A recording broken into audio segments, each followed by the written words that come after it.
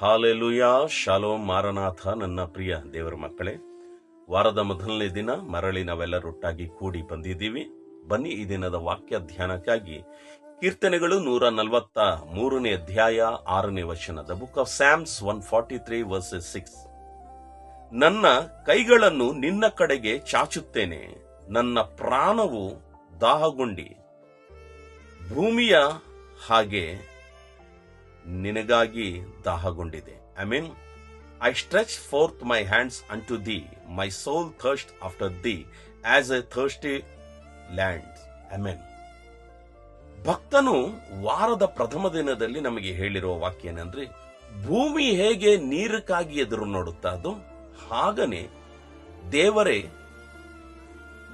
ನಾನು ನನ್ನ ಪ್ರಾಣ ನಿನಗಾಗಿ ದಾಹಗೊಂಡಿದೆ, ಆದದರಿಂದ ನನ್ನ ಕರಗಳು ಚಾಚಿ ನಾನು ನನ್ನ ಕರಗಳು ನಿನ್ನ ಕಡೆ ಚಾಚುತ್ತೇನೆ. ಆಮೆನ್.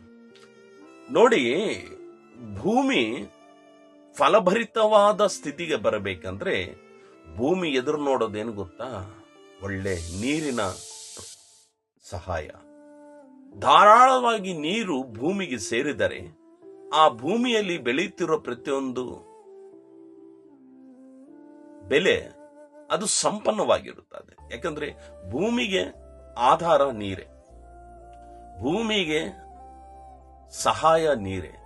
ಭೂಮಿ ಫಲಿಸಬೇಕು, ಭೂಮಿ ಆಸ್ವಾದಿಸಲ್ಪಡಬೇಕು, ಭೂಮಿ ಫಲಭರಿತವಾಗಿರಬೇಕಂದ್ರೆ ನೀರು ಇಲ್ಲದೆ ಅದು ಸ್ವತಃ ಯಾವತ್ತೂ ಕೂಡ ಫಲಿಸೋದಕ್ಕಾಗೋದಿಲ್ಲ.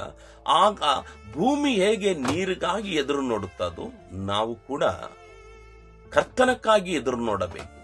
ಕರ್ತನು ನನ್ನನ್ನು ಸಂಪನ್ನ ಸ್ಥಿತಿಗೆ ತರುತ್ತಾನೆ, ಕರ್ತನು ನನ್ನನ್ನು ಉದ್ಧಾರ ಮಾಡುತ್ತಾನೆ, ಕರ್ತನು ನನ್ನನ್ನು ನನ್ನ ಕುಟುಂಬವನ್ನು ಫಲಿಸುವ ರೀತಿಗೆ ತರುತ್ತಾನಂತ ನಾವು ಕೂಡ ಭೂಮಿಯಾಗೆ ಆಸಕ್ತಿ ಉಳ್ಳವರಾಗಿ ಕರ್ತನಕ್ಕಾಗಿ ನೋಡಬೇಕು. ಅದು ಹೇಗೆ ಅಂದ್ರೆ, ಭಕ್ತನು ಹೇಳುತ್ತಾ ಇದ್ದಾನೆ, ನನ್ನ ಕೈಗಳನ್ನು ನಿನ್ನ ಕಡೆಗೆ ಚಾಚುತ್ತೇನೆ, ನಮ್ಮ ಕರಗಳ ಮೇಲೆ ಎತ್ತಿ, ಅಯ್ಯ ನೀನು ಬಿಟ್ರೆ ನನಗೆ ಯಾರು ಆಧಾರವಿಲ್ಲ. ಈ ವಾರ ಎಲ್ಲ ನಾನು ನಡೀಬೇಕಯ್ಯ, ಈ ವಾರ ಎಲ್ಲ ನಾನು ಸರ್ವೈವ್ ಆಗ್ಬೇಕಯ್ಯ, ಈ ವಾರದಲ್ಲಿ ಅನೇಕ ವಿಧವಾದ ಸಮಸ್ಯೆಗಳು ನಾನು ಎದುರಿಸ್ಕೋಬಹುದಯ್ಯ, ಅನೇಕ ವಿಧವಾದ ವ್ಯಾಧಿಗಳು ನನ್ನ ಮುಂದೆ ಬರ್ಬೋದಯ್ಯ, ಅನೇಕ ವಿಧವಾದ ಸಮಸ್ಯೆಗಳು ಬರ್ಬೋದಯ್ಯ, ಇವುಗಳನ್ನು ನಾನು ಹೇಗೆ ನಾನು ಎದುರಿಸಲಿ ಅಂತ ಭೂಮಿ ಹೇಗೆ ನೀರಕ್ಕಾಗಿ ಎದುರು ನೋಡ್ತಾ ಇರ್ತದೋ ನೀವು ಕೂಡ ನಾವು ಕೂಡ ದೇವ್ರಕ್ಕಾಗಿ ಎದುರು ನೋಡಿದರೆ ನಿಶ್ಚಯವಾಗಿ ಕರಗಳ ಚಾಚುವಾಗ ನಿಮ್ಮ ಕರಗಳನ್ನು ಹಿಡಿದು ದೇವರು ನಿಮಗೆ ಸಹಾಯವನ್ನು ಕಳಿಸುತ್ತಾನೆ. ಪ್ರಿಯ ದೇವರ ಮಕ್ಕಳೇ, ನಾವೇನು ಮಾಡಬೇಕು?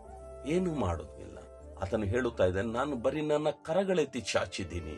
ದೇವರು ಬರಿದಾಗಿರೋ ನನ್ನ ಕರಗಳನ್ನು ಹಿಡಿದು ನನ್ನನ್ನು ಎಲ್ಲಾ ವಿಷಯದಲ್ಲಿ ನನಗೆ ಸಹಾಯ ಮಾಡಿದ್ದಾನೆ.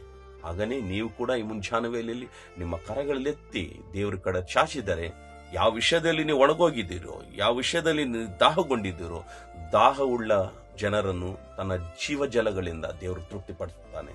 ಪ್ರಾರ್ಥನೆ ಮಾಡಿಕೊಳ್ಳೋಣ. ಪರಿಶುದ್ಧನೇ ಅಪ್ಪ, ವಾಕ್ಯದ ಪ್ರಕಾರವಾಗಿ ಇವರು ನಿನ್ನ ಕಡೆ ಕರಗಳೆತ್ತಿದ್ದಾರಯ್ಯ. ಚಾಚಿರೋ ಪ್ರತಿಯೊಂದು ಕರಗಳನ್ನು ನೀನು ದೀವಿಸು, ಆಶೀರ್ವದಿಸು, ಬಲಪಡಿಸು. ಜೀವ ಜಲಗಳಿಂದ ಇವ್ರನ್ನ ತೃಪ್ತಿಪಡಿಸು. ಯೇಸುವಿನ ನಾಮದಲ್ಲಿ ಪ್ರಾರ್ಥನೆ ಬೇಡಿ ಹೊಂದಿದ್ದೇವೆ. Amen, amen, amen. Praise the lord. ನಾಳೆ ಮರಳಿ ಇನ್ನೊಂದು ವಾಕ್ಯದಿಂದ ನಾವೆಲ್ಲರೊಟ್ಟಾಗಿ ಸೇರೋ ತನಕ ಪರಿಶುದ್ಧಾತ್ಮ ದೇವರು ನಿಮ್ಮೆಲ್ಲರನ್ನು ಕಾಪಾಡಲಿ. May God bless you.